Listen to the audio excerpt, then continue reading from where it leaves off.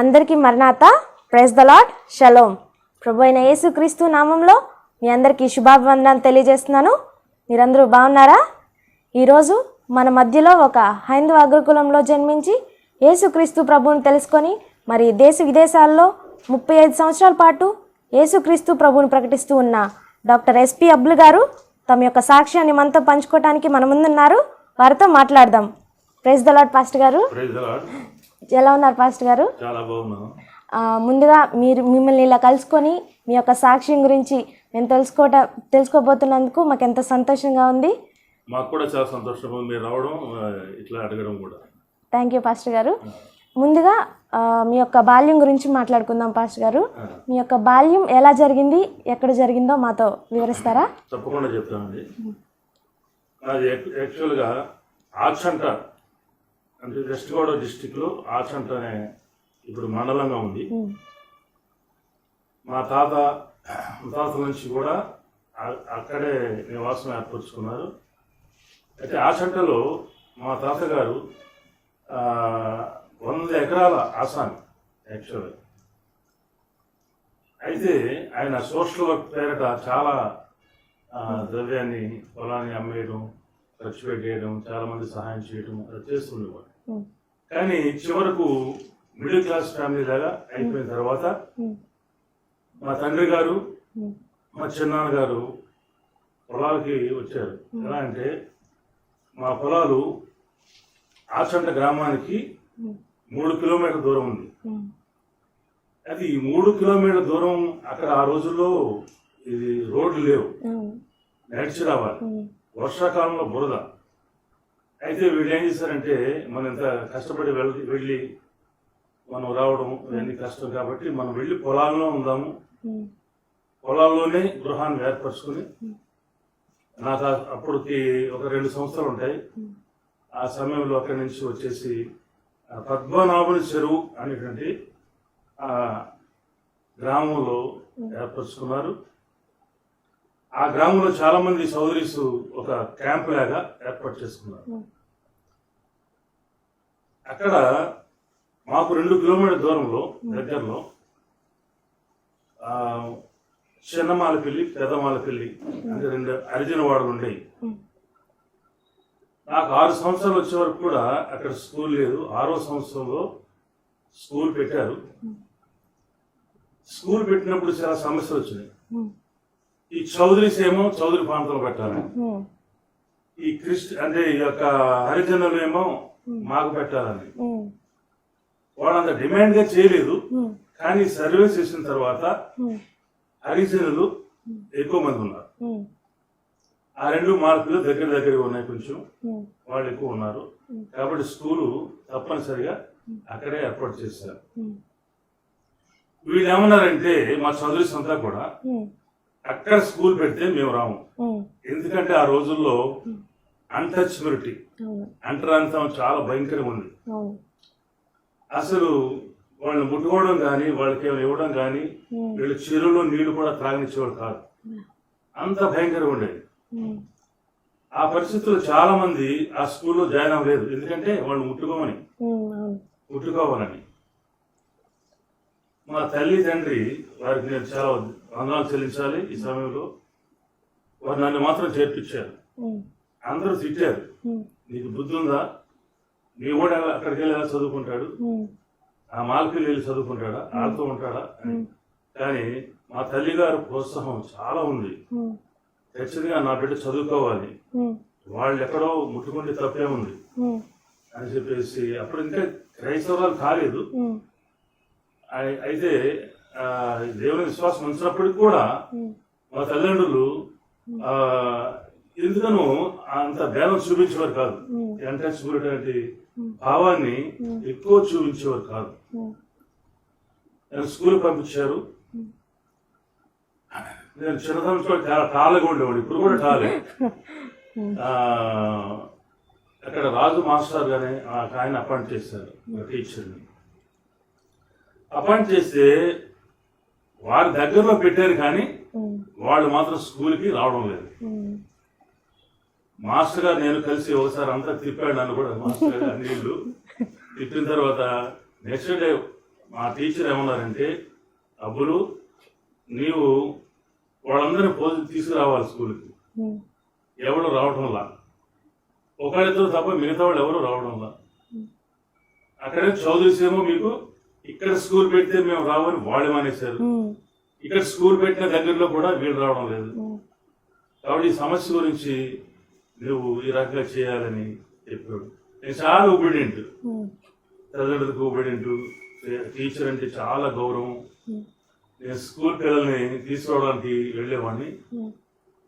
ఈ హరిజన వాళ్ళు వాళ్ళ పని ఏంటంటే ఈ చిన్నపిల్లలు చిన్న చిన్న చేపలు పట్టుకోవడం, నత్త లాంటివి ఏరుకోవడం ఇట్లా చేస్తుండేవాళ్ళు. నేను ఉదయాన్నే వెళ్ళిపోయి వాళ్ళని పట్టుకునేవాడిని. ఇంట్లో దూరి అరపలు లాంటివి ఉంటాయి, అరపల మీద కూడా ఎక్కేసేవాళ్ళు. నేను కూడా లోపలికి ఎక్కి వాళ్ళని తీసుకొచ్చేవాడు. తీసుకొస్తుంటే వాళ్ళని వాళ్ళు భయపడిపోయేవాడు, మీరు మమ్మల్ని ముట్టుకోకూడదండి, మేము అంటరాని వాళ్ళం. ఈ సంగతి మీకు మీ వాళ్ళకి తెలిస్తే చాలా గొడవ ఉంది. కాబట్టి మీరు ఇలా మా పిల్లల్ని తీసుకెళ్తున్నారు, అయితే మమ్మల్ని ముట్టుకోవద్దు అనేవాడు. పెద్దవాడు కూడా పక్కకి వెళ్ళిపోయేవాడు. మేము వెళ్తుంటే రోడ్డు వెంబడి వెళ్తుంటే ఒక ప్రక్కకి వెళ్ళిపోయేవాడు. నాకు అర్థం కాదు చిన్నతనంలో. ఆ సెంటర్లో అట్లా మేము టౌన్లో ఉన్నాం కాబట్టి అట్లాంటివి నాకు అర్థం కాలేదు. అక్కడ మార్పులు కానీ హరిజన వాడకం దగ్గర లేవు. నేను ఒకటే అన్నా, అమ్మా మిమ్మల్ని ముట్టుకోవచ్చు లేదో నాకు తెలియదు, టీచర్ మమ్మల్ని తీసుకురమ్మన్నారు, నేను తీసుకొస్తాను. కాబట్టి ఒక్కోసారి అయితే బాధకున్నప్పుడు తీసుకునేవాళ్ళు, ఎవరెవరు కాదు. ఎందుకంటే వాళ్ళు చౌదరీస్ అంటే భయం, వాళ్ళు కొడతారు పెడతారు లేకపోతే ఏం జరుగుద్దు అనే భయంతో ఉండేవాడు.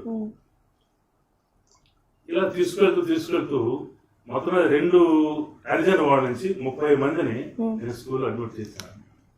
అక్కడ టీచర్ చాలా రాజు గారు అనే టీచరు చాలా సంతోషపడ్డాడు. వాళ్ళతోనే ఆడేవాడిని, వాళ్ళతోటి నేను ఉండేవాడిని. అయితే ఇలా బాగానే జరుగుతుంది. వాళ్ళు కూడా స్కూల్ రావడం ప్రారంభం చేశారు. మా నాయనమ్మ గారికి ఎవరో చెప్పారు, ఆ నోట ఈ నోట జరిగి ఈ విషయం మా నాయనమ్మ గారికి తెలిసింది. ఏమని, నేను వాళ్ళ ఇంట్లోకి పెడుతున్నానని, హరిజనుల ఇళ్లలోకి వాళ్ళ పిల్లలను లాకేస్తున్నానని, వాళ్ళు ముట్టుకుంటున్నానని అని తెలిసింది. తెలిసిన తర్వాత ఇంక ఇంటికి వెళ్ళగానే ఒక బిందె నీళ్ళు నన్ను ఎత్తిపోసింది. వాళ్ళు ముట్టుకున్నారని. తర్వాత ఇక్కడ బట్టలన్నీ తీసి నువ్వు కొత్త బట్టలు వేసుకో, మంచి బట్టలు వేసుకో, ఇవన్నీ అలా అంట రాని వాడి దగ్గర మనం ముట్టుకోము కదా, ఎప్పుడైనా ముట్టుకున్నావు మనల్ని, కానీ నువ్వు వెళ్ళి అలా చేస్తున్నావంట, ఇళ్లలో కూడా వెళ్తున్నావంట అని చెప్పేసి మా తల్లిగారు అన్నారు. ఏమైంది, ఆ కుర్రవాడు మంచి పని చేస్తున్నాడు కదా మీ మనవాడు, వాడిని తీసుకురావడం తప్పే ఉంది అంటే ఒక రాయి తీసుకుని మా అమ్మని కొట్టింది. బ్లడ్ అంతా వచ్చేసి చాలా గందరగోళం అయింది. మా అమ్మగారు ఏమనలేదు, కానీ నేను అసలు స్కూల్ మానేయమందాను మా నాయనమ్మ. మీరు అలా పట్టుకుంటున్నారని, నువ్వు ఆ స్కూల్కి వెళ్తున్నావు కాబట్టి వాళ్ళతో ఆడుతున్నావు, వాళ్ళని పట్టుకుంటున్నావు, వాళ్ళని ముట్టుకుంటున్నావు, అంటరాని వాడితో నువ్వు తిరుగుతున్నావు, స్కూల్ మానేసి. మా అమ్మగారు మాత్రం స్కూల్ మాట్లాడలేదు, స్కూల్కి వెళ్తాడు వాడు, ఎందుకంటే చదువుకోవాలి. ఇప్పుడు మా అందరికి కూడా చదువులు లేవు, పురాతన వాళ్ళందరికీ కూడా చదువులు లేవు, నీకు చదువు లేదు, ఎవరికి చదువు లేవు. అదే పరిస్థితిలో వ్యవసాయం చేసుకోవచ్చు కదా, వ్యవసాయం ఉంది కదా, కాదు మా అబ్బాయి చదువుకోవాలి. కాబట్టి ఇలా చెప్పినప్పుడు మా నాన్నమ్మ గారు ఏమన్నారంటే, ఓహో ఇట్లాగా మీరు మాత్రం మానరా, అని ముట్టుకుంటాం మానరా, కాబట్టి మీ ఇంటిలో నేను ఉన్నాను, మీరు అంటాన్ని వాళ్ళు అయిపోయారు, మీరు కూడా వాళ్ళు కలిసిపోయారు. అయితే ప్రక్కన వెళ్ళేసుకుంది, ప్రక్కన వెళ్ళేసుకుని అక్కడ ఉండేది. సరే మా అమ్మగారు భోజనం వండి నా చేత పంపించేవాడు. నేను తిన్నాను. ఎందుకు తిన్నంటే, నువ్వు ఆ స్కూల్ మానేస్తే అన్నం తింటా, వాళ్ళు ముట్టుకోవడం మానేస్తే అన్నం తింటాను, నీకు లేకపోతే నేను అన్నం తిన్నాం అని అనేది. సరే ఎట్లాగో తర్వాత చనిపోయింది మా నాయనమ్మ గారు. ఆ, మేము వచ్చేసి మళ్ళా ఆచంట గ్రామం వెళ్ళవలసి వచ్చింది. ఎందుకంటే హై స్కూల్ అక్కడ ఉంది, ఇక్కడ ఎలిమెంటరీ స్కూల్ హై స్కూల్ అక్కడ ఉంది. అక్కడ ఇంటర్మీడియట్ పూర్తి చేసిన తర్వాత మళ్ళా నేను నర్సాపురం కాలేజీలో డిగ్రీ పూర్తి చేశాను, బీకామ్ డిగ్రీ. అది నా విద్యాభ్యాసం. అది పూర్తయింది. మరి మీ యొక్క బాల్యం గురించి మాతో చక్కగా పంచుకున్నారు, చాలా సంతోషం పాస్టర్ గారు. మరి అప్పటి వరకు మీరు క్రైస్తవుల్ని అంటరాంతనంగా అలా చూసారని చెప్పారు, ఇప్పుడే మీ నాయనమ్మ గారు అలా చేశారని చెప్పారు. మరి మీరు మీ యొక్క కుటుంబం ఎలా క్రైస్తత్వం తీసుకుంది అండ్ దేవుణ్ణి ఎలా అంగీకరించారు? అది చాలా అద్భుతమైన విషయాలు జరిగినాయి. అయితే మా తల్లిదండ్రులకు నేను పుట్టిన తర్వాత చాలా గ్యాప్ తర్వాత మా సోదరుడు పుట్టాడు. పుట్టినప్పుడు నర్సాపురం మిషనరీ హాస్పిటల్కి తీసుకెళ్ళారు మా తల్లిదండ్రులు. అప్పట్లో దగ్గరలో ఎటువంటి హాస్పిటల్ ఉండేవి కావు, ఓన్లీ మిషనరీ మాత్రమే హాస్పిటల్ని ప్రారంభం చేశారు. ఇట్లా తీసుకెళ్ళినప్పుడు మా తల్లిగారిని ఏమన్నారంటే, అమ్మా నువ్వు మొట్టమొదటి మందులు వాడుతున్నావా? ఇప్పుడు డెలివరీ టైంకి వచ్చింది కదా, ప్రెగ్నెన్సీ టైం నుంచి మందులు వాడుతున్నావా అంటే వాడలేదు. పూర్వం ఏంటంటే అసలు హాస్పిటల్ కూడా వెళ్ళేవారు కాదు, ఈ మంత్రసానులు అనేవారు ఉండేవారు, వాళ్ళు డెలివరీ చేసేవారు. కానీ మా మదర్ కొంచెం సీరియస్ కండిషన్లో కనిపించింది, అంత తీసుకెళ్ళారు. కరెక్ట్గా వీడు ఊహించినట్టుగానే అక్కడ కూడా వాళ్ళు అదే చెప్పారు. మా ఫాదర్ని పిలిచి, నీ భార్య బ్రతకడం చాలా కష్టం అమ్మా, పిల్లవాడు కొంచెం పర్వాలేదు, ఆపరేషన్ చేయకపోయినా ఇద్దరు చనిపోతారు, పిల్లోడు చనిపోతాడు, తల్లి చనిపోతాడు. ఎందుకంటే మీరు మందులు వాడలేదు, మీరు ఎటువంటి కేర్ తీసుకోలేదు మొట్టమొదటి నుంచి ఎప్పటి వరకు కూడా. కానీ మా ప్రయత్నం మేము చేస్తాం, తర్వాత ఆ భగవంతుడు ఆ దేవునికి కృప అని చెప్పారు. అయితే మా తల్లిదండ్రులు తప్పదు కదా, తప్పనిసరి ఆపరేషన్, సిజేరియన్ ఆపరేషన్ చేశారు. చేసిన తర్వాత నిజంగానే సిక్ అయిపోయినాను. ఆల్మోస్ట్ ఇక చాలా సాగుబతుల మధ్య ఉన్నట్లు. ఆ టైంలో 3 మాసాల కంటే ఎక్కువ హాస్పిటల్లోనే ఉన్నారు. ఉన్నప్పుడు ఆ సమయంలో అమెరికన్ డాక్టర్స్, నర్సెస్ కానీ మన ఇండియా వాళ్ళు ఎవరు లేరు, డాక్టర్స్ నర్సులు లేరు, వాళ్ళు వచ్చారు. అందుకని అమెరికన్ హాస్పిటల్ అంటుంటారు. వాళ్ళు ప్రతి దినము కూడా ప్రార్థన చేయటం, బెడ్ దగ్గర దేవుని వాక్యం చెప్పడం, దేవుని నమ్మండి మీరు విశ్వాసం ఉంచాలని చెప్పడం, ఓపిడిలో కూడా చెప్తూ ఉండేవాళ్ళు. ఇలా చెప్తున్నప్పుడు ఈ 3 monthsలో వాళ్ళు చెప్పడమే కాదు, the render great service.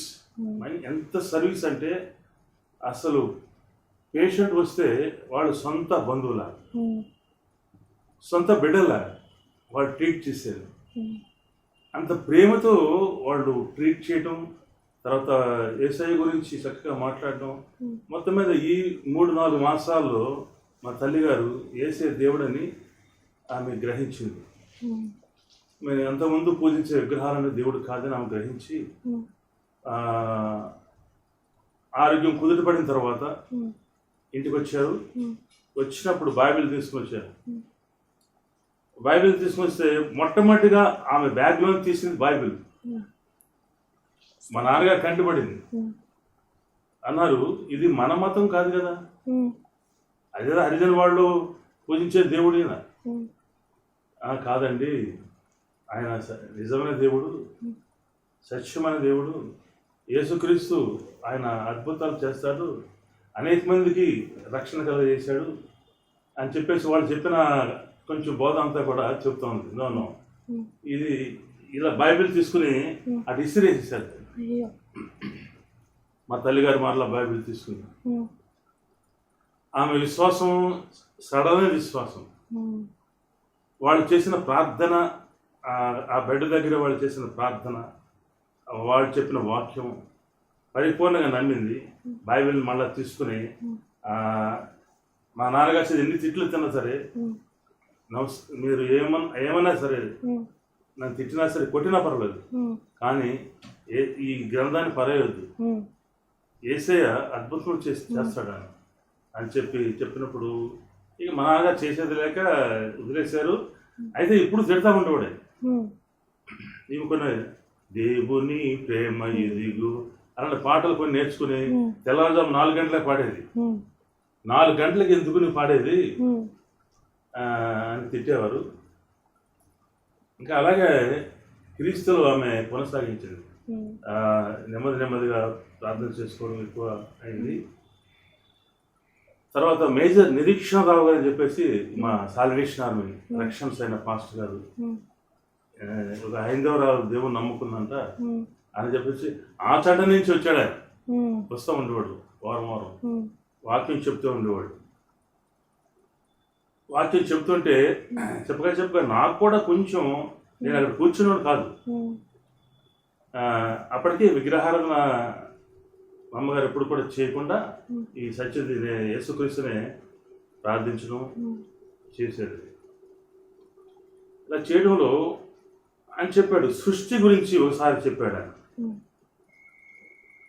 In the beginning God created heavens and earth. అంటే ఈ భూమిని ఎట్లా దేవుడు సృష్టించాడు, అలాగనే ఈ ప్రకృతి అంతా కూడా మాట ద్వారా, ఒక మాట ద్వారా దేవుని సృష్టి అని. తర్వాత దేవుడు మనిషిని ఎట్లా సృష్టించాడు, God created man in his own image, in the image of God. అలాగే ఇవన్నీ చెప్పినప్పుడు అయితే సృష్టికర్త ఒకడు ఉన్నాడని నేను కూడా అర్థం చేసుకున్నాను. చిన్నతనమే. అయితే ఈ బల్ల ఉందనుకోండి, ఈ యొక్క టీ టేబుల్ ఒక ఆయన చేశాడు, నేను ఒక మనుషుడు చేశాడు. అలాగే సృష్టి యావత్తు కూడా ఒక వ్యక్తి అనగా దేవుని సృష్టి అని వాక్యం చెబుతున్నాడు. ఇలా చాలాసార్లు వారం వచ్చి వాక్యం చెబుతున్నాడు. ఇంట్లో మంచం పడుకోవడమో లేక ఆయన దగ్గర ఉండేవాడు కాదు, దూరం ఉండేవాడిని. ఆయన నన్ను వదిలిపెట్టేవాడు, పలకరించేవాడు, బాబు నువ్వు కూడా దేవుని నమ్మాలనేవాడు. ఇలా ఉండు. ఆ తర్వాత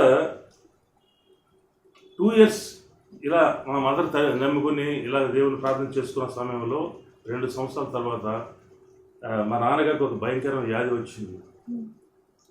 యూరిన్ పడి రక్తం వెళ్ళిపోతుంది. అయితే గుంటూరు జనరల్ హాస్పిటల్లో జాయిన్ చేశారు. చేసిన తర్వాత డాక్టర్ ఏం చెప్పారంటే, నీకు వెంటనే ఆపరేషన్ చేయాలి, ఆపరేషన్ కనుక చేయకపోతే నీకు ఉండేది 30 రోజులు మాత్రమే, 30 రోజుల కంటే తక్కువే, నీకు ఒక 28 days చనిపోతాను. ఆపరేషన్ అన్నీ సిద్ధపరిచాము. అన్ని కార్యక్రమాలు జరిగిన తర్వాత, ఎక్స్రేలు అన్నీ తీసిన తర్వాత, ఆపరేషన్ చేయడానికి సిద్ధపడిన తర్వాత నెక్స్ట్ డే ఆపరేషన్. కానీ ఆయన ఈరోజు నాకు ఆపరేషన్ వద్దు, ఇంకా సంతకాలే పెట్టలేదు, నాకు ఆపరేషన్ వద్దు, నేను చేయించుకోను.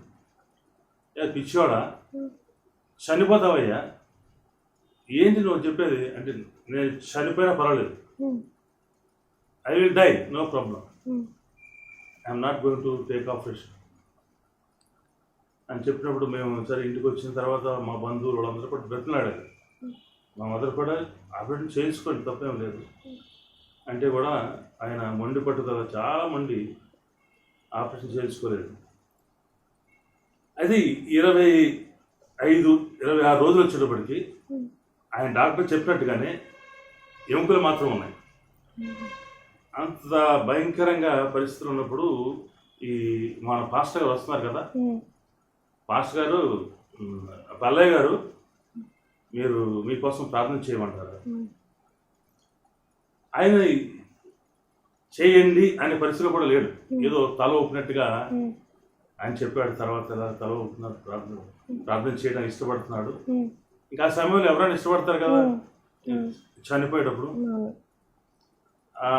అప్పుడు పాస్టర్ గారు ఏం చేశారంటే, ఆయన ఒక్కడే కాకుండా సంఘం అంతటి కూడా తీసుకొచ్చి 3 దినాలు ఉపవాస ప్రార్థన చేయడం మొదలుపెట్టారు. ఒక పక్క మా బంధువులు అందరూ కూడా వచ్చేసారు.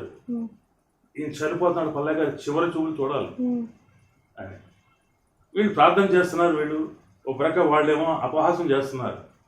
ఇదే పిచ్చోళ్ళు ఉన్నారు, ప్రార్థన చేస్తే లేచిపోతాడు, ఎముకలు గూడు ఉంది దానికి, ఇంకా ఒక 2 గంటల్లో చనిపోయేలా ఉన్నాడు.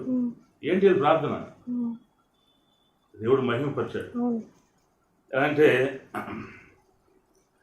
ఆయన చనిపోలేదు, డాక్టర్ చెప్పినట్టుగా 30 దినాలు చనిపోలేదు, కానీ ఆవిడ ప్రార్థన ఫలితంగా ఆయన స్లోగా ఆ ఎముకలకు దేవుడు మాంసం ఇచ్చారు. ఇచ్చిన తర్వాత ఆయన లేచి నిలబడి స్లో, అప్పుడే కాదు చాలా కాలం పట్టింది, 2-3 నెలలు. అప్పుడు స్లోగా నడవటం ప్రారంభం చేశాడు. ఆయన కూడా దేవుని యందు విశ్వాసం ఉంచాడు. దేవుని యందు ఆ ప్రార్థన ద్వారా పరిశుద్ధాత్మను పొందాడు. He got the Holy Spirit, baptized by the Holy Spirit. ఇంక వీళ్ళిద్దరూ దేవుని నమ్మి ఇంటిలో దేవుని పాటలు తర్వాత అన్ని జరుగుతున్నాయి.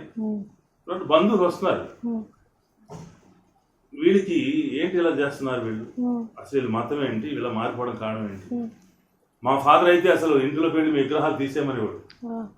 భయంకరంగా వెళ్ళి మీరు విగ్రహాలు దేవుడు కాదయ్యా, యేసుక్రీస్తు దేవుడు, రేపు పల్లె పిచ్చి పట్టిపోయి నీకు, మొన్నటి వరకునేమో నువ్వు క్రైస్తవులు అసలు మంచివాడు కాదు, వాళ్ళ దేవుడు కదన్నావు, వాళ్ళు ఏదో బ్రిటిష్ వాళ్ళు పంపించారు వాళ్ళని మనం మళ్ళీ ఏడడానికి అనేవాడు.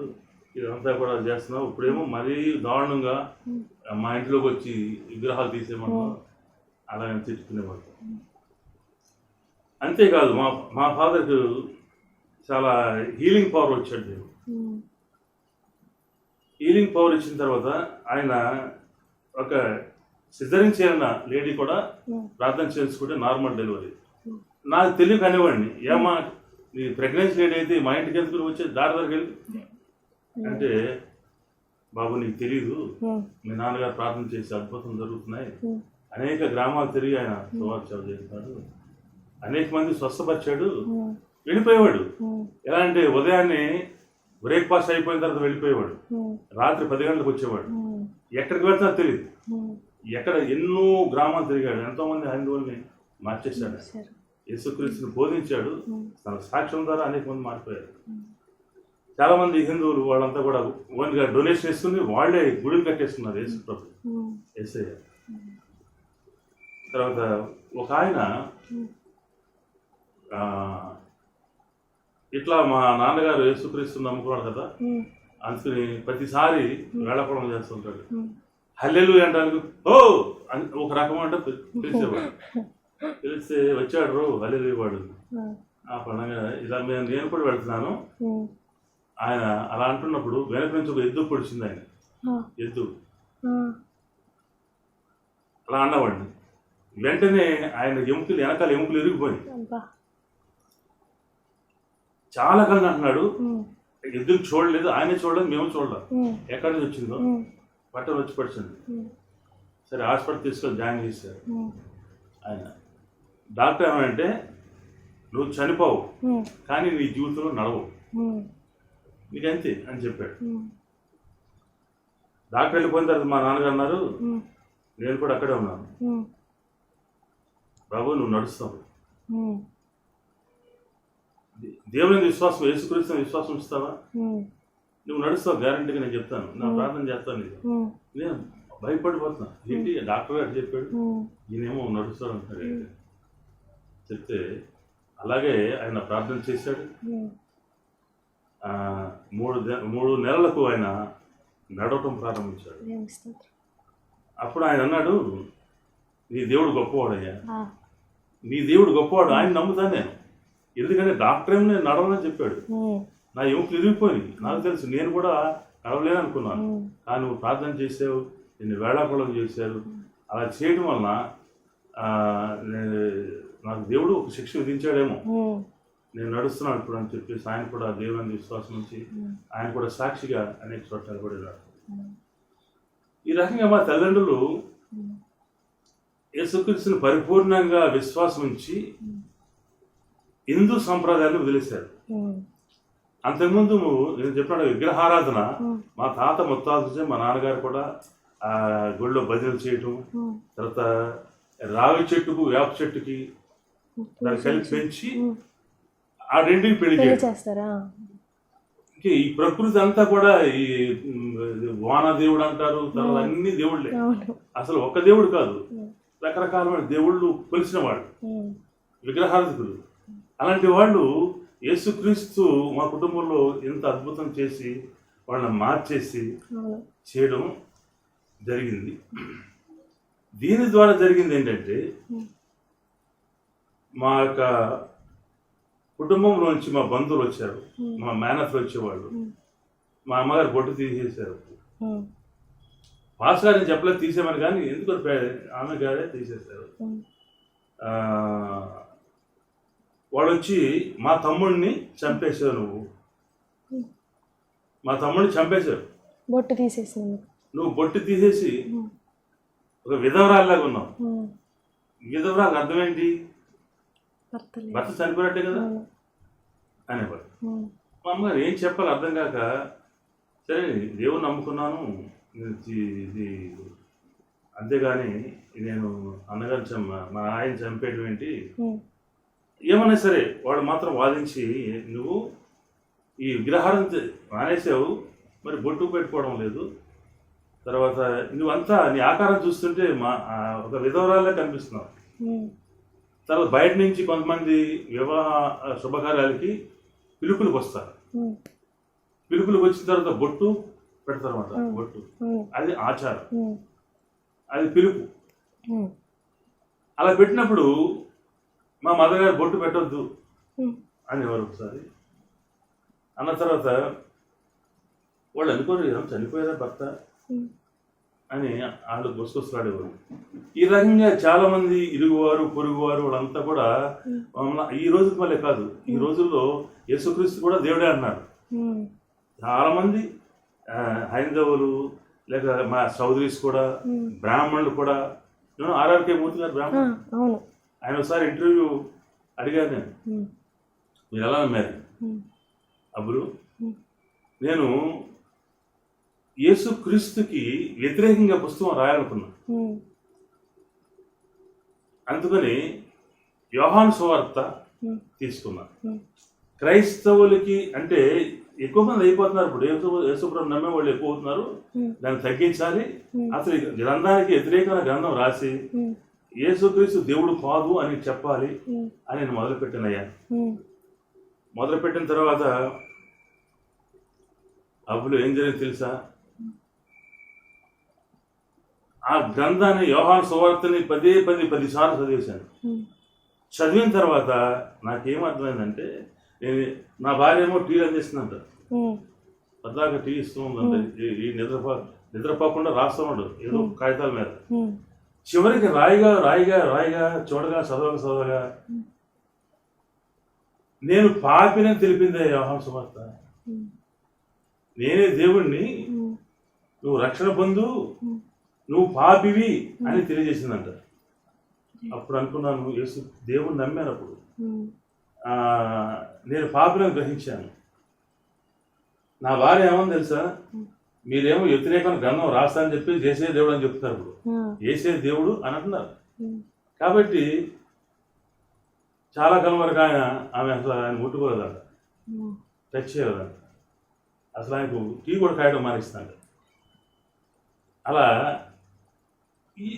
ఈ సంప్రదాయాలకి చాలా నిష్ఠగా ఉండేటువంటి వాళ్ళు చాలామంది మరి క్రైస్తవ వ్యతిరేకులుగా ఉంటారు. ఎందుకంటే ఇది మొట్టమొదట సువార్త హరిజన వాళ్ళకి వెళ్ళింది. తర్వాత నేను చెప్తాను ఆ విషయం ఎలాగా వాళ్ళకి వెళ్ళిందని. అలా మా తల్లిదండ్రులు దేవుని నమ్ముకున్నారు. చాలా అద్భుతం పాస్టర్ గారు. బైబిల్ని అలా విశ్లేషణ మీ నాన్నగారు మళ్ళా తీసుకొని దేవుడే యేసయ్యే నిజమైన దేవుడని అలా దేవుని సేవలోకి దేవుడు నడిపించుకోవడం దేవునికి స్తోత్రం. మరి మీరు ఎలా దేవుని సేవలోకి దేవుణ్ణి అంగీకరించారు? ముందుగా అది చాలా కష్టమైన పని జరిగింది. అయినా దేవుని అంగీకరించక తప్పలేదు. ఎందుకంటే అనేక అద్భుతాలు మా తండ్రి గారు చేస్తున్నారు. ఒక ప్రక్క వాక్యం వినబడుతుంది. యేసు ఒక పాస్టర్ గారు వచ్చి రక్షణ సైన పాస్టర్ గారు మేజర్ నిరీక్షణ గారు చెప్పారు కదా, ఆయన చక్కగా వచ్చి చేయడం. తర్వాత కొన్ని యూత్ క్యాంప్స్ తీసుకెళ్ళేవాడు మ్యారేజ్ కాకముందు. అయితే నేను ఎవరిని కూడా బయటపడి నేను విశ్వాసిని లేకపోతే యేసుప్రభు నమ్ముకుని చెప్పేవాడు కాదు. ఒక రహస్య క్రైస్తవుని అనుకోండి, రహస్యంగా. అయితే విగ్రహారం చేసేవాడు కాదు. మా తల్లిదండ్రులంతా కూడా ఆ విగ్రహాలను మాకు పెంచలేదు. అప్పటి నుంచి యూత్ క్యాంప్స్కి వెళ్తే చాలా మంచి ఆ సభలు జరిగాయి. యూత్ క్యాంప్స్ అంటే యవనస్తుల కోటాలు. ఒకసారి అయితే నేను అసలు నాకు తెలియకుండానే నాకు ఆత్మ వచ్చినట్టు వచ్చింది. యేసయ్యకు నేను సమర్పించుకున్నా. కృపాపడ దగ్గరికి వెళ్ళి అపీల్ చేసినప్పుడు నేను వెళ్ళాను. Salvation army youth camps. ఇలా జరుగుతున్నప్పుడు ఈయన యేసు గురించి చెప్తూ ఆయన కూడా అన్నాడు, అయ్యా నువ్వు కూడా యేసు ప్రభు నమ్ముకో, నువ్వు విగ్రహారం చేయట్లేదు నాకు తెలుసు, కానీ నువ్వు పరిపూర్ణంగా రావాలి ప్రభులోనికి అనేవాడు. సరేనయ్యా అనమాట. కానీ నేను బయటపడమను. ఎందుకంటే నా స్టడీస్, ఫ్రెండ్స్ వీళ్ళందరి దగ్గర నేను చెప్పడానికి, ఎందుకంటే అప్పటికే మా తల్లిదండ్రులు చాలా ఇబ్బంది పడుతున్నారు, చాలా బాధపడుతున్నారు. అయినా బాధగా ఎంచుకోలేదు వాడు. వాడు వచ్చి మనం శ్రమ పెడితే వాళ్ళు స్వీకరించారు. వాళ్ళ గురించి ఏమి ఇబ్బంది పడలేదు, ప్రజల గురించి. అయితే నేను మాత్రం నా జీవితంలో భయం ఉంది. ఎందుకంటే ఇలాగే జరిగితే మా బంధువులందరూ కూడా నన్ను కూడా ఎట్లా ద్వేషిస్తారు, నా ఫ్రెండ్స్ ద్వేషిస్తారు. కాబట్టి అని చెప్పేసి కొంతమంది అడిగినా కూడా, ఏమయ్యా మీ నాన్నగారు చేసే పిచ్చి పనులు నువ్వు కూడా చేస్తావా, నువ్వు కూడా దేవుని నమ్ముకుంటావా? మా నాన్నగారు ఇంకా చాలా ఎలా చేసేవారంటే, ఉన్న పాస్ గారు బోధ చేస్తారు, అలా కాదు. నేను చెప్పాను కదా విగ్రహాలు తీసేయమని. తర్వాత రెండోది ఆయన ఇంకేం చేసేవారంటే ఆ ఊళ్ళన్నీ గందరగోళం చేయడానికి, గందరగోళం కాదు, ఈ సంఘస్థుని తీసుకుని పేపర్లో ప్రింట్ అయ్యేది వేసే దేవుడు అని గోడల మీద తీసేవాడు, గోడల మీద రాసేసేవాడు, తెల్లబడికి రాపించేవాడు. వాళ్ళంతా కూడా కొనుక్కునేవాడు. ఏమయ్యా పల్లయ్య గారు మీకు పిచ్చి పట్టిపోయింది అయ్యా బాబు, నువ్వు చెప్పడమే కాదు మా గోడలన్నీ నాశనం చేసేస్తాం. కానీ చౌదరి కనుక వాళ్ళు కొట్టడం చేయలేదు. ఎందుకంటే అదే వేరే పాస్టర్ అయితే ఊరుకోరు కదా. ఈ చౌదరి కనుక మనవాడు ఏం చేస్తారు బాబు, పిచ్చి పట్టింది కొనుక్కులేడు. ఇట్లా చేస్తున్నప్పుడు అందరూ అడిగారు నన్ను, ఏమయ్యా నువ్వు కూడా యేసుప్రభు నమ్ముకున్నావా? యేసుప్రభు నమ్ముకోలేదు. నేను చాలా భయంతో అలాగా అబద్ధాలు ఆడేశాను. కానీ నాకు తెలుస్తుంది యేసయ్య అట్లా ఒక్కడే దేవుడని. ఈ నేచర్ అంతా కూడా మనం ప్రార్థన చేస్తామని.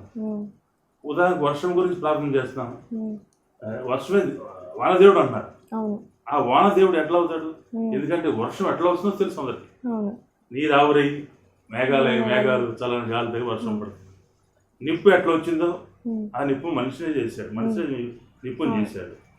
కాబట్టి ఇవన్నీ కూడా ఈ దేవుళ్ళు కాని దేవుళ్ళని పూజ చేస్తాం తెలుసు. అయితే నేను అట్లా కాదండి, నేను నమ్ముకోవట్లేదు. మా బ్రదర్ కూడా అనవాడు. మరి ఇప్పుడు ఎవరి కోసం అయితే మా తల్లిగారు మారారు వాడి కోసం అన్నాడు. నో మీ యేసుప్రభు నమ్మట్లేదే, ఎవడేమి మీకు చెప్పింది? మా నాన్నమ్మ నమ్ముతున్నారు, మాకేం సంబంధం లేదు, అదే మాకేం సంబంధం లేదు అని వాళ్ళం. కానీ మనసులో బాధ కలిగేది, ఏంటి ఇలా అన్నా తప్పు చేస్తాను నేను. మా బ్రదర్ మాత్రం చాలా స్ట్రాంగ్. ఇలా జరుగుతున్నప్పుడు వివాహం చేయాలని మా తల్లిదండ్రులు నిశ్చయించారు. మా తల్లిగారు అప్పటి నుంచి కూడా కొంచెం అనారోగ్యంగా ఉంది. ఉన్నప్పుడు ఆమె ఇక వివాహం చేయాలని ఉద్దేశపడ్డారు. ఇంకొక విషయం నేను చెప్పడం వచ్చాను. ఎలాగంటే మా తండ్రి గారు దేవుని నమ్మిన తర్వాత చాలా అద్భుతం జరిగింది. ఆయన బ్రతకడం కాదు అద్భుతం, స్వస్థత వారమే కాదు, ఆయన ఎప్పుడు చుట్ల కాల్చి ఉండేవాడు. నిరంతరం చైన్ స్మోకర్ అన్నమాట. తర్వాత అంతకుముందు నుండి ఈ వ్యాధికి ఉదయం సాయంకాలం మందులు వేసుకునేవాడు. ఆ చుట్టాలు మానేశాడు, వేసే ఈ మందులు కూడా లేవు, మందులు మానేశాడు. ఆయన 30 సంవత్సరాలు బతికాడండి. డాక్టర్ 30 రోజులు చెప్పాడు కదా, ఆ తర్వాత 30 సంవత్సరాలు సువార్త సరే సాక్ష్యం చెప్తూ ఉండేవాడు. ఈ పరిస్థితులు ఊళ్ళు తిరిగి చెప్పాను కదా, ఇప్పుడు వచ్చేసి నా వంతు వచ్చేసింది. వివాహం చేయాలి, పెళ్లి చేయాలి అబ్బాయికి. వీడుకు ఒక క్రైస్తవ విశ్వాసం తీసుకొచ్చి పెళ్లి చేస్తే వీళ్ళు కూడా జాగ్రత్తగా ఇద్దరు దేవుని నమ్ముకుంటారని చెప్పేసి అట్లా అన్నారు. అమ్మో నేను మాత్రం చేసుకున్నా, ఎందుకంటే నా ఫ్రెండ్స్ వీళ్ళందరూ ఉన్నారు కదా, మీరే ఇబ్బందులు పడుతున్నారు, మీరు ఇబ్బందులు పడి వారు ఎంతమంది అవమానం చేస్తారు మిమ్మల్ని, ఎంతమంది వచ్చి విధవాలని నేను తిడుతున్నారు అని చెప్పినప్పుడు నేను చేసుకోను అంటే చేసుకున్నాను. తర్వాత వాళ్ళు ఏం చేసింది లేదు కదా, ఇక నేను చేసుకోను ఖచ్చితంగా, ఏ క్రైస్తవం చేసుకోను, నేను ఖచ్చితంగా హిందూ అమ్మాయిని పెళ్లి చేసుకుంటాను. సరే తీరాక చేసేది లేక మాకు తెలిసినటువంటి రామవరం అని చెప్పేసి కృష్ణా డిస్ట్రిక్ట్లో ఉన్నారు. అక్కడ వాళ్ళు మాకు దగ్గర బంధువులు కాదు కానీ మాకు కుటుంబాలు వస్తా పోతూ ఉండే, మా మామయ్య వాళ్ళు వస్తా పోతూ ఉండేవాళ్ళు. వాళ్ళు కుదిర్చి చేసుకున్నాం. వాళ్ళంతా కూడా చాలా నిష్ఠగరిష్ఠగా సూర్య నమస్కారాలు చేస్తూ పాముకు పాలు పోపించి చాలా ఎన్ని కూడా విగ్రహారాధికులు ఉంటారు వాడి కుటుంబం. మా మిసెస్ కూడా అంతకుముందు పాముకి పాలు పోయడం ఇవన్నీ జరిగింది. హిందూ సంప్రదాయాలు ఏమైతే ఉన్నాయో అన్నీ పాటిస్తామని జరిగింది. పెళ్ళైన తర్వాత 1970 సంవత్సరం డిసెంబర్ 3వ తారీఖు, అంటే ఇప్పటికి మా వివాహం అయ్యి 50 సంవత్సరాలు పూర్తయింది. ఈ డిసెంబర్ 3వ తారీఖు తోటి పెళ్ళైన తర్వాత మా ఇంటికి వచ్చిన తర్వాత అక్కడ హారతి ఇచ్చేవాళ్ళు లేరు. ఎందుకంటే మా నాన్న చెప్పేసి మన స్ట్రిక్ట్ చాలా, హారతిలు అయ్యి ఇవ్వటానికి లేదు, ఎవరో ఏం చేయదు. మా బంధువులు ఉన్నారు ఎవరు కూడా చేయడం లేదు, వాడి ఊరే రావడమే ప్రేయర్ చేసుకున్నట్టు. సరే మా మిస్సెస్కి అప్పుడే డౌట్ వచ్చింది, కానీ అంతకుముందు వాళ్ళ కుటుంబం యేసుక్రీస్తు నమ్ముకున్నారని చెప్పలేదు. వాళ్ళ నాన్నగారు అమ్మగారు అప్పుడు వస్తూ ఉండేవాడు, తెలుసు వాళ్ళకి. కానీ వాళ్ళు ఏమన్నారంటే అబ్బాయి ఏమో వేరుగా ఉన్నాడు కదా, వాళ్ళు నమ్ముకున్నారులే చేసేద్దామని చెప్పేసి వాళ్ళు అనుకుని పెళ్లి చేయడం, ఇంటికి రావడం, మా ఇంటికి తీసుకెళ్ళడం. అక్కడ హారతి లేదు. అప్పుడు ఇంక చూసిన తర్వాత చెప్పింది నాకు, ఏంటి హారతి ఇవ్వడం, కుడికాళ్ళలో ఒకటి రావడం, ఇది చెప్పడం ఏంటి లేవు. మా నాన్న గురించి భయపడి ఎవరు ఏం మాట్లాడలే. సరే ఈ సంగతి తెలిసి నాకు నేను లోపలికి రాని తీసుకెళ్ళిపోయిన తర్వాత ఆ దేవుని పటం, యేసుక్రీస్తు పటం తప్ప ఏమీ కనపడలేదు. ఆమె ముందు గోడ చుట్టూ అన్నీ ఉండేవి, అన్ని విగ్రహాలు అన్నీ ఉండేవి. తర్వాత నెమ్మదిగా ఆమెకు అర్థమైంది యేసుక్రీస్తు నమ్ముకున్నారు. మా అమ్మగారిని అడిగింది, ఏమండి ఏంటి మరి యేసుక్రీస్తు నమ్మారేంటి మీరని. యేసుక్రీస్తు యేసే దేవుడమ్మా, ఇలా మా చాలా అద్భుతాలు జరిగిన మా కుటుంబంలో, ఏ దేవుడు చేయనటువంటి అద్భుతాలు దేవుడు చేశాడు, కాబట్టి మేము దేవుని నమ్ముకున్నాము అని. అన్న తర్వాత ఏం మాట్లాడలేదు. కానీ అక్కడికి వెళ్ళిన తర్వాత వాళ్ళు మళ్ళీ విగ్రహ పూజ చేయమని వాళ్ళు అంటున్నారు. మా మదర్ ఏమో ఇట్లా చెప్పింది, కాబట్టి ఆమె ఏం చేయలేదు, అటు విగ్రహ పూజ చేయలేదు, ఇక్కడ దేవుని యేసు గురించినే నమ్మలేదు. ఇలా ఉన్నప్పుడు 1973 సంవత్సరంలో మా పెద్దమ్మాయి జన్మించింది. జన్మించినప్పుడు ఆమెకి వామిటింగ్స్, విరోచనాలు జరగడం వలన చాలా భయంకరమైన పరిస్థితిలో చనిపోయే పరిస్థితి ఉన్నప్పుడు మా తల్లిగారు ప్రార్థన ద్వారా నీ బిడ్డ బతుకుతుందని చెప్పేసి మా మిస్సెస్ చెప్పారు. అయితే అది నమ్మడానికి కూడా చాలా అద్భుతాలు జరిగినాయి. అంతకుముందు మా మిస్సెస్ చూస్తూ ఉంది. తర్వాత ఈ యొక్క బైబిల్ గ్రంథాన్ని మా అమ్మగారు చదవమనేవాళ్ళు. అమ్మ, నీకు దేవుని మీద విశ్వాసం లేదని నాకు తెలుసు, విగ్రహార్థం నుంచి వచ్చావు మాకు తెలుసు, మా అబ్బాయి నిన్నే చేసుకోవాలనుకుంటున్నారు, కాబట్టి నువ్వు నా కోసం. అంతకుముందు హైందవులు ఎవరు కూడా స్కూల్ పంపించేవాడు కాదు, వాళ్ళు ఇంట్లోనే పరిమితం ఉండేవాళ్ళు పూర్వకాలం. అలాంటి పరిస్థితుల్లో నాకు చదువు రాదు, కాబట్టి నువ్వు బైబిల్ చదువు. ఇలా ప్రక్కన కూర్చోబెట్టి బైబిల్ చదివిస్తే ఇలా బైబిల్ తెలిసి చదివిస్తా ఉండేవాడు. ఆ చదవటం ఇది వింటాం. అయితే ఇవన్నీ చదువుకున్నప్పుడు కూడా ఆ పాస్టర్ గారు చెప్పే విషయాలు, ఈ బైబిల్ చదవటం, ఇవన్నీ కూడా ఆమెలో కూడా కొంచెం విత్తనం పడింది, నాటుకుంది. ఆ బీజం క్రీస్తు దేవుడని కొంచెం విశ్వాసం కలిగింది. ఆ విశ్వాసంతో నా బిడ్డను దేవుడు రక్షిస్తాడు అనే విషయంలో మేమందరూ మోకరించి ప్రార్థన చేస్తాం. మా తల్లి, మా తండ్రి, మా మిస్సెస్ కూడా, నేను, అందరూ కూడా. అలా చేసినప్పుడు దేవుడు ఆ బిడ్డను కాపాడాడు. ఆ తర్వాత మేము ఏమనుకున్నామంటే, ఇలా రహస్య క్రైస్తవుడికి ఎందుకు ఉండాలి, దేవుడు ఎంత ఉపకారం చేసిన దేవునికి మనం బయటపడాలి, సాక్షిగా ఉండాలి. మా తండ్రి గారు ఎట్లా నమ్మారు, మరి మా తల్లిగారు కూడా దేవుడు కాపాడాడు, బిడ్డను కాపాడాడు, కాబట్టి మనం గుడికి వెళ్దాం అని చెప్పేసి ఆచంట వెళ్ళేవాడు. ఆయన ప్రతి వారం మెసేజ్ల ద్వారా, ఒకసారి శిరోధ్యానాలు జరుగుతున్నాయి. యేసయ్య ఆ శిలువ మీద పలికిన 7 మాటలు మొదటి మాట, తండ్రి వీరేమి చేస్తున్నారో వీరు క్షమించు.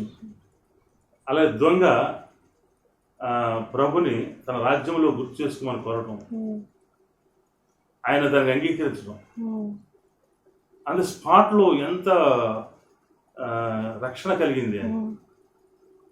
కాబట్టి మేము గ్రహించేది ఏంటంటే, మేము యేసుని నమ్మి లేదా రహస్యంగా ఉండటం అనేది కూడా పాపమే అని, లేకపోతే నేను ఒక పాపిని, నా కోసం యేసుక్రీస్తు వచ్చాడని ఆ దినమున కన్నీటితో మేము సమర్పించుకున్నాం. మా మిస్సెస్ కూడా చాలా భక్తితో ఇక అక్కడి నుంచి ఆమె బైబిల్ని చదవటం, అమ్మగారి కోసం కూడా కాకుండా ఆమెగారి కూడా కోసం బైబిల్ చదువుకోవడం, బైబిల్ చదివి తర్వాత నాకంటే కూడా భక్తితో ఎక్కువ పెరగటం స్టార్ట్ చేసింది. ఇలా చేసినప్పుడు మా బంధువులు కూడా, అంటే మా అత్తారింటికి వెళ్ళినప్పుడు వాళ్ళందరూ వేళాపడం చేసేవాడు. మా మిస్సెస్ని కూడా, ఏంటి నువ్వు కూడా మతంలో కలిసిపోయావు అంట. ఏ మతంలో కలిసిపోవడం కాదు, దేవుని విశ్వాసం. ఎట్లా ఉంచుతావు, నువ్వు వెళ్ళి ఒక 2 సంవత్సరాల్లోనూ మారిపోయావు నువ్వు అంటే ఎవరైనా వచ్చి బొట్టు పెడుతుంటే పెట్టించుకున్నావు కాదు. అలాగనే రకరకాల పూజలకు రమ్మని వాడు పిలిచేవాడు. పాములకాయ పాడిపోద్దాం, లేదా అక్కడికి చెట్లకు మొక్కుదాం, పొట్టలు మొక్కుదాం, రండి అని ఎన్నో ఉన్నాయి కదా దేవుళ్ళు. అది చెప్పినప్పుడు ఇది వెళ్ళకపోవడం వేరేది కాదు. ఎప్పుడైతే రావడం లేదో ఏంటి కారణం అంటే ఇది అని కొంతమంది చెప్పడం, మా అత్తగారు మామగారు కూడా ఏంటి నువ్వు కూడా నమ్ముకున్నావా అని చెప్పేసి వాడు కూడా ఇది అవ్వడం, ఇలా జరిగేది. మొత్తం మీద మేము దాదాపు 4-5 సంవత్సరాలు పట్టింది. 1975లో నేను అసలు నా కోరిక ఏంటంటే, మా నాన్నగారు ఈ సేవ పంపించాలని ఉద్దేశం ఆయనకు ఉంది, కానీ నాకు 2 కోరికలు. ఒకటి సినీ యాక్టర్ కావాలండి, రెండోది పోలీస్ డిపార్ట్మెంట్. ఈ 2 నాకు ఇంక వేరే విషయాలు లేవు. ఈ చిన్నప్పటి నుంచి నాటికలు వేస్తూ ఉండేవాడిని. చాలా అద్భుతంగా దేవుడు అంటే నాటికల ద్వారా ఒక సామాజిక సేవ. అంటే ఎలా అంటే, ఒక ఆడదాన్ని తక్కువగా అంచనా వేసి చులకనగా చూసేవాడు పూర్వం. అలా చులకనగా చూడకుండా ఆడదని కొన్ని డ్రామాలు ఉన్నాయి. అటువంటి డ్రామాల ద్వారా స్త్రీలు పురుషులు సమానం అని, ఇది క్రైస్తవ డ్రామాలు కాదు, సాంఘిక నాటకాలు. ఇలా వేసినప్పుడు నేను ఒక చంద్రశేఖర్ అని చెప్పేసి ఆయనకి నేను డైరెక్టర్ అనమాట. ఈ లెటర్స్ రాసిన ఫొటోస్ అని పంపించినప్పుడు అప్పుడు వివాహం అయింది కూడా. అప్పుడు యేసులోకి వచ్చినా కూడా ఈ సినిమా పిచ్చి పోలేదు, అంటే ఈ సినిమాకి వెళ్ళాలని అనుకున్నాను. అయితే మా నాన్నగారు చెప్పారు మా మిసెస్కి, ఇదిగో మీ ఆయన సినిమాలకు వెళ్ళిపోతున్నాడు, కొంతకాలం నిన్ను కూడా వదిలేస్తాడు. అమ్మో, ఆయన భయపడి ఆ ఉత్తరాన్ని దాచేశారు. అది దాయడం మంచిదైంది, దేవుని కృప అని నమ్ముతున్నాను. అలాగే పోలీస్ డిపార్ట్మెంట్లో అవకాశం వచ్చినా కూడా మా తండ్రి గారు వద్దన్నారు. ఇలా జరిగిన తర్వాత పాస్టర్ గారు అయితే నన్ను అప్పుడప్పుడు వచ్చి బైబిల్ చెప్పి ఉత్తేజపరిచి యవనస్తులు ఎట్లా నడవాలి, ఎలా ఉండాలి అని చెప్తూ ఉండేవాడు. అలా నన్ను దేవుడు నడిపిస్తూ ఉండేవాడు. ఆ తర్వాత ఇలా ఉద్యోగ సభలకు వెళ్ళడం. ఒకసారి 1975లో మా సాల్వేషన్ ఆర్మీ జనరల్ లండన్ నుంచి వచ్చారు, క్లారెన్స్ వైజ్మెన్ అని ఆయన. ఆ మీటింగ్కి నన్ను తీసుకెళ్తూ ఈయన దాదాపు ఒక 20,000 పీపుల్ వస్తారన్నమాట. రాష్ట్రం తెలంగాణ, ఆంధ్ర. అప్పుడు ఒకటే కదా రాష్ట్రం విడిపోలేదు. అయ్యా నన్ను బాబు అనేవాడు, బాబు నువ్వు యేసుక్రీస్తు వేషం వేయాలన్నాడు. ఇదేంటయ్య బాబు, సార్ నేను యేసు ప్రభు వేషం వేయటమేంటి, నేనేంటి అంటే చాలా సన్నగా ఉండమన్నాడు. ఇలా గురించి లావ్ అయినప్పుడు పెద్దవాడు అయిన తర్వాత నువ్వు ఖచ్చితంగా చేయాలి అనేవాడు. నా కష్టం అండి అని. No you can do it, నువ్వు చేస్తావు అని తీసుకెళ్ళాడు. నా డ్రెస్సులు తెచ్చాడు చక్కగా, అన్ని మేకప్ కంప్లీట్గా మేకప్ మ్యాన్ చేసి. అక్కడ ముందు పోస్ట్ నాకు ముందే చెప్పాడు, నువ్వు కొండ మీద ప్రసంగంలో 10-15 వచనాలు కంఠస్థించాడు. మత్తయి సువార్త 5వ అధ్యాయం, ఆత్మ విషయమై దీనులైన వారి ధనులు పరలోక రాజ్యం వారి దాంట్లో, దుఃఖపడు వారి ధనులు వారు ఓదార్చబడు. ఇట్లా చెప్పుకోవడానికి నేను రిహార్సల్ వేసుకున్నాను ఇంటి దగ్గర. వేసుకున్న తర్వాత అక్కడి వాయిస్తూ మంచి సిస్టమ్స్ బాగున్నాయి. వాయిస్తూ నేను ఎలా చెప్పాలో దేవుడే నాకు చూపించాడు అనుకున్నాను. నేను పరిశుద్ధాత్మ దేవుడు నాలో పనిచేశాడు. ఆ వాయిస్ అందరికి కూడా నచ్చింది. ఈ 15-20,000 పీపుల్లో ఫిల్టర్ ఆఫ్ సైలెన్స్. అంతకుముందు చాలా గోల్గా ఉన్నారు, గొడవ మాట్లాడుకుంటున్నారు, కానీ అందరు కూడా ఈ వాయిస్ని విన్నారు. అసలు పిన్ను పడేసినా కూడా శబ్దం వచ్చే స్థితిలో ఉంది. అప్పుడు ఈ ప్రిపరేషన్లో నాకు దేవుని ఆత్మ నాతో మాట్లాడుతుంది. నేను పెర్ఫార్మెన్స్ చేసేటప్పుడు పరిశుద్ధాత్ముడు నాతో ఉన్నాడు. అద్భుతంగా ప్రదర్శన జరిగింది. వాళ్ళంతా అయిపోయిన తర్వాత ఒక గంట వరకు నన్ను మేకప్ తీనేవాళ్ళు, అందరూ ఫోటోలు తీసుకున్నారు. తర్వాత నువ్వు చాలా బాగా చేసావు, చాలా ఆత్మీయంగా ఉంది, చాలా స్పిరిచువల్ ఉంది, పెర్ఫార్మెన్స్ చాలా బాగుందని చెప్పారు. అలా చేయడం. ఆ తర్వాత 1976-78 ఈ సాల్వేషన్ ఆర్మీ అంటే రక్షణ సైన్యానికి ప్రపంచ యావత్తు కూడా ట్రైనింగ్ కాలేజీలు ఉన్నాయి. మన రాష్ట్రానికి వచ్చేసి నెల్లూరులో ఉంది ట్రైనింగ్ కాలేజీ. దానికి మీ ఇద్దరం కూడా అప్పుడు అనుకున్నా, దీంట్లో వెళ్ళడానికి అంత సామాన్య విషయం కాదు, మరి వెళ్ళి నిలబడాలి, నాగడ్డ మీద చేవేసి అని కూడా చూడకూడదు అని అనుకుని మా ఇద్దరిని కూడా అనుకున్నాం. మేము ఒకరు ప్రోత్సహించుకున్నాం. మా మిస్సెస్ ప్రోత్సాహం ఎక్కువ, వెళదామని. ఎందుకంటే యూనిఫామ్ వేసుకోవాలి కదా, ఏం చేయాలి కదా చెప్పాను. చెప్పినప్పుడు ఏం పర్వాలేదు, పరిపూర్ణంగా దేవుని సేవ చేద్దాం అని చెప్పేసి మేము వెళ్ళడానికి ప్రయత్నం చేస్తాం. అంతకుముందు ఒక డివిజన్ కమాండర్ అంటారు, ఆచంటకి ఒక డివిజన్ కమాండర్ అంటే తణుకులో ఉంటాడు ఆయన రికమెండ్ చేయాలి ట్రైనింగ్ వెళ్ళాలి. ట్రైనింగ్ వెళ్ళడానికి పాస్టర్ గారేమో ఒక రికమెండేషన్ చేస్తారు. వీళ్ళు దేవుని నమ్ముకున్నారు, పరిపూర్ణంగా మారు మనసు పొందారు, పరిశుద్ధాత్మ పొందారు, కాబట్టి వీళ్ళకి వెళ్ళడానికి ఆయన ఒక పత్రాన్ని ఇస్తారు లోకల్ పాస్టర్ గారు. ఆ డివిల్ కమాండ్ అంటే ఈ 30 మంది పాస్టర్ మీద అధికారి ఆయన. ఆయన రికమెండ్ చేయాలి మళ్ళా. చేసిన తర్వాత అక్కడ వెళ్తే ఆయన ఏమంటే చూశాడు క్యాస్ట్ చౌదరీస్. ఏమండి మీరు చౌదరీస్ కదా, మీరు పొలాలు ఉన్నాయి కదా, దేవుడు సేవగలుగుతారు మీరు, వెళ్ళి ఎంతకాలం ఉంటారు? ఒక నెల కంటే ఎక్కువ ఉంటారు. లేదు నెల ఉంటారని నమ్మకాలేదు నాకు. ఒక 15 రోజుల కంటే ఎక్కువ ఉంటారు. ఇది సామాన్యం అనుకుంటున్నారు మీరు.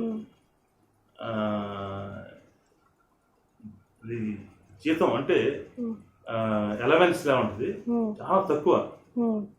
అది బ్రతకడానికి. అది కూడా నో గ్యారంటీ అని మీకు సంతకం పెట్టించుకుంటారు. అది కూడా గ్యారంటీ లేదు మీకు, నో గ్యారంటీ, సంతకం పెట్టించుకుంటారు. మీరు చాలా కష్టాలు పడతారు. పల్లెటూళ్ళు వేస్తారా? అక్కడ వెళ్ళగలరా మీరు? వెళ్తామండి. మీరు ఇప్పుడు ఎట్లా అన్నారయ్యా, ఆ పల్లెటూళ్ళు వేసిన తర్వాత మీకు అర్థం అవుతుంది చాలా కష్టం. అది మీకు ఆలోచించండి. నాకు మాత్రం ఓకే సంతకం పెట్టేయడం తేలికే, మిమ్మల్ని పంపించడం తేలికే, కానీ మీరు ఉంటారనే నమ్మకం నాకు లేదు. మళ్ళా వెళ్ళి ఆలోచన చేసుకున్నాను. ఈ కమిషనర్ మన్నమ్మ గారు అని చెప్పేసి రాష్ట్రానికి అంత హెడ్ ఆయన, సాల్వేషన్. ఆయన కూడా నన్ను చాలా ప్రోత్సహించాడు. ఆయన ఉద్యోగ సభలకు వెళ్ళినప్పుడు కూడా పిలిపించి చౌదరీస్ యేసు నమ్ముకున్నారని చెప్పేసి మమ్మల్ని పిలిపించి గెస్ట్ హౌస్లో మాట్లాడుతుండేవాడు. మాట్లాడుతూ దేవునికి ఎలా సేవ చేయాలో ఆయన ప్రోత్సాహం ఇచ్చాడు. तर పరిపూర్ణంగా విశ్వాసం ఉంచారు కాబట్టి మీరు దేవుని సేవ చేస్తారని నమ్ముతున్నాను చెప్పారు. మరి ఆయన వెళ్తేనేమో ఆయన అట్లా అన్నాడు. అప్పుడు మళ్ళా వెళ్ళిన తర్వాత ఏంటి వచ్చారన్నాడు. సార్ మేము వెళ్తాం, ఎన్ని శ్రమలనే భరించుకుంటాం, మీరు చెప్పింది కరెక్టే, మేము విన్నది కూడా కరెక్టే, ఈ శ్రమలన్నీ కూడా మేము భరించుకుని మేము సేవ చేస్తాం, మమ్మల్ని నమ్మండి. అప్పుడు ఆయన రికమెండేషన్ రాశాడు. రాసిన తర్వాత నెల్లూరు ట్రైనింగ్ అని చెప్పాను కదా, 1976-78 ఈ 2 years ట్రైనింగ్ ఉంది. ఆ తర్వాత మా సర్వీస్ని బట్టి కొంతకాలం తర్వాత కూడా ఇంటర్నేషనల్ కాలేజ్ ఫర్ ఆఫీసర్స్ అంటే స్పిరిచువల్ లీడర్షిప్, దానికి కూడా లండన్ పంపించారు. తర్వాత మా మిస్సెస్ వెళ్ళింది, నేను వెళ్ళాను. అంటే ఈ క్రైస్తవ సంస్థలో లీడర్షిప్ వస్తే స్పిరిచువల్ లీడర్షిప్, కౌన్సిలర్ ఎలా ఉండాలి, తర్వాత సోషల్ వర్క్ ఎలా చేయాలి, ఇవన్నీ కూడా చెప్పారు. ఈ 2 సంవత్సరాల ట్రైనింగ్ని మేము చాలా బాగా పూర్తి చేసాం. ఎగ్జామ్స్ అవి పెడతారు బైబిల్ మీద, తర్వాత టాయిలెట్లే కడగాలి ఆయన అదే చెప్పాడు. మీరు ఎలాగైనా టాయిలెట్ కడగమంటారు, కడుగుతానండి, కడిగాం. తర్వాత ఆ పచ్చగడ్డి ములిసిపోయేది, పిచ్చి తుప్పలు, ఆ తుప్పలను ములిసిపోతే మాకు సెక్షన్ అంటే వర్క్ ఉండేది, ఒక అరగంట గంట చేయాలి పని. అవన్నీ చేసిన తర్వాత అప్పుడు టిఫిన్ పెడతారు. అవన్నీ కూడా చేసాం. ఇవన్నీ మా మిస్సెస్ పొద్దున్న లేచి ఇవన్నీ తుడిచేయడం. లేడీస్ ఉండేవాడు కొంతమంది, ఈ లేడీస్ పనేమో ఈ యొక్క గ్రౌండ్ అంతా తుడిచిరావడం, మేమేమో ఆ చెట్లు నరగటం, ఆ పిచ్చి చెట్లు, ఆ బాత్రూమ్ కడగటం. ఓకే, నో ప్రాబ్లం, హ్యాపీగా చేసాం, ఆ ట్రైనింగ్ పూర్తి చేసాం. నిజంగా పాస్టర్ గారు, మరి దేవుడు ఎన్నో ఆశ్చర్య కార్యాల ద్వారా మిమ్మల్ని ఒక అద్భుత రీతిలో ఆయన యొక్క నడవడికలోకి మిమ్మల్ని నడిపించారు. మరి మీ యొక్క సేవా పరిచర్యలో కొన్ని ముఖ్య సంఘటనలు మాతో పంచుకుంటారా? ఖచ్చితంగా నేను పంచుకుంటాను.